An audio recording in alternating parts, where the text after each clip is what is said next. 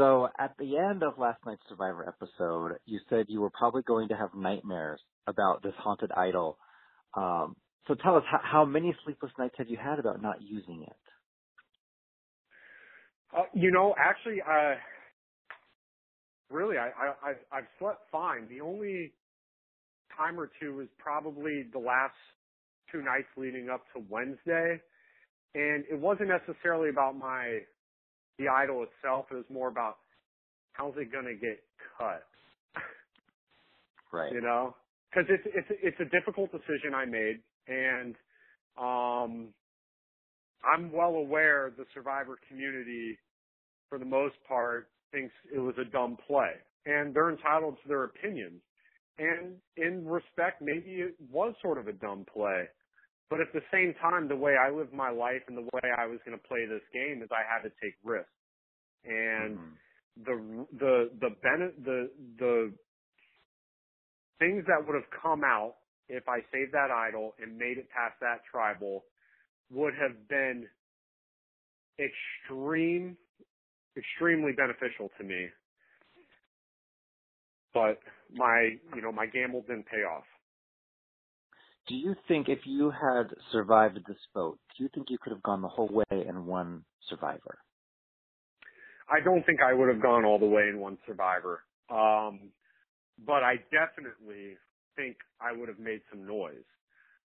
Because if I have that idol, the next time around, for the next tribal, I have a vote. Okay. I didn't even get a chance to vote the whole season. And that vote would have been a lot more crucial to my gameplay. It was worth the risk. It cost me. But I get that vote next tribal. If I don't win individual immunity, God, there's some cool things I could have done with that. Or what if I win individual immunity at that time? Now that idol lost its power in the game, but I could have created that power some other way. You never know. So there was just so many options. Look, I'm a big dreamer. It's part of my personality. I take risks. Sometimes the risks don't pay off. I wouldn't be on Survivor if I didn't take risks in my life. And in that moment, I had to make a decision, even with the game plans I had for what could happen at Tribal. I had to make the decision that was going to give me a better chance that I thought was the better chance to win the game, not just play the short term, the safe way. If you had been able to vote, do you think you would have voted for Dominic even though he was threatening to use an idol? Would you still just put your vote on him? It's a tough question because I had some alliances that ended up wanting to go with Libby. I would have used my vote with them because I am a team player. With the edit, you guys didn't see what happened after that meeting of 11 of us, which for one was a huge mistake on my part. If there's anything I would change about the whole thing, it would be that. I mean, that's a story in its own. But I branched off individually with 5 or so others and talked to them individually about the game plan. Some clearly lied to me, and then others wanted to go more the Libby route, and I was willing to go whatever route they wanted. So much dynamics going on in this one episode, so I don't want to cloud it too much. Right. It was a good episode. I mean, besides you getting voted out, of course, it was just fun to watch everyone come together and all of these advantages are in the game. It's really fun. I'm loving this season so far. You know what? I got voted out, and I knew I was going out, and I was so excited for this episode. This is Dom and I, who, by the way, have a great relationship now that all that's over.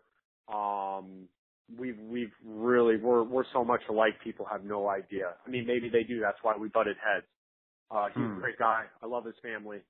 Him and I have been waiting for this episode basically since we got back to the United States. This was an incredible ride. Last night was the cherry on the top. I enjoyed every second. I was at the edge of my seat, and I knew I was gone. And I think that's awesome. As a fan, as a contestant, last night was an amazing episode. Frankly, it might be one of my favorites of all time, if not my favorite. Yeah. We have a fan question. This is from Mindy from Winlock. She wants to know, when Dominic and Wendell came to you to work together, why not just tell them yes to keep the peace and then maybe try and backdoor Dom later?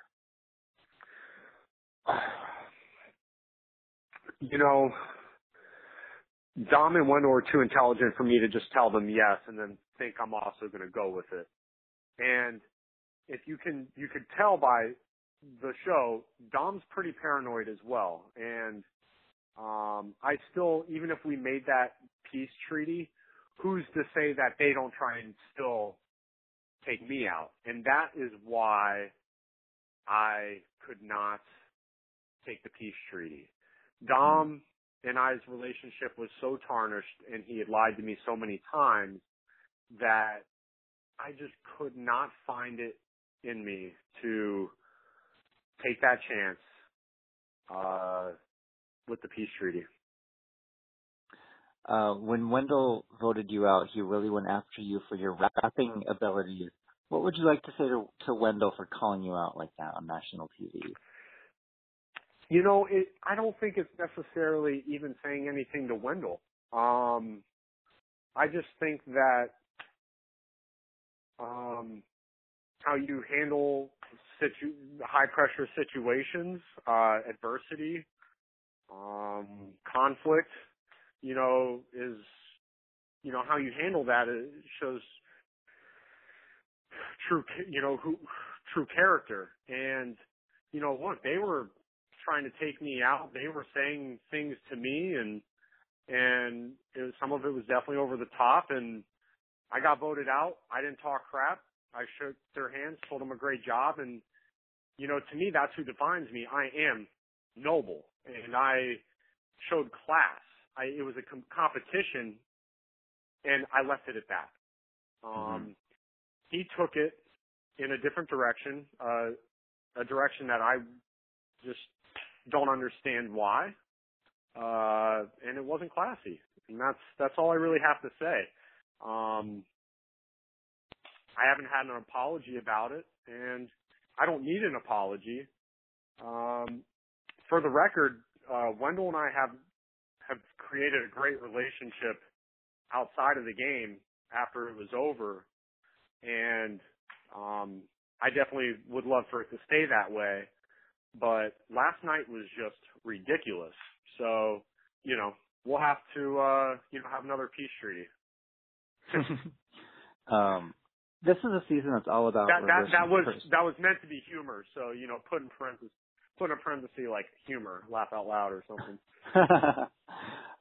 Since this season is all about reversing curses and fixing mistakes, what is a Chris Noble curse that you hope gets reversed one day on the show?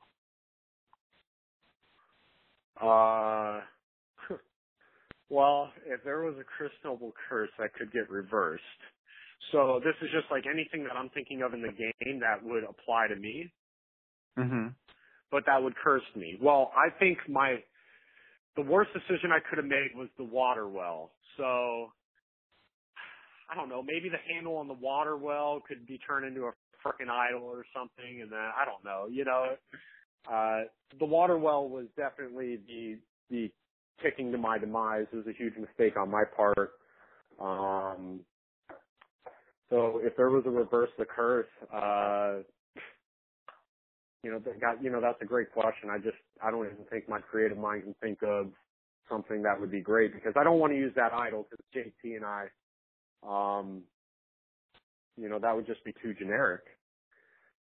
Did you get to keep that idol, or do you still have it? No, production grabbed that. Gotcha. Yeah. A final question for you, Chris. Now that you're a jury member, tell us what you're looking for in terms of what kind of a player you might choose to give the $1 million to.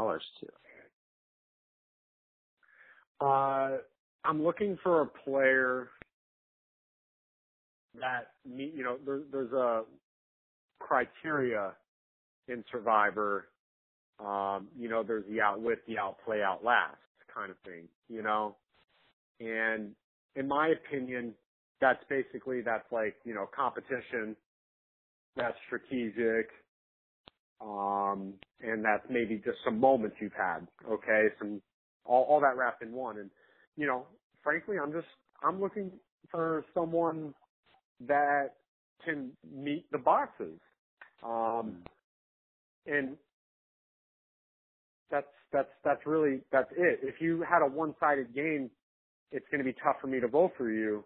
Where if you had made some noise and you had some check some of the boxes in each category, I think that's the true definition of a survivor, because you have to be able to do all three of those to win. You can't just coast.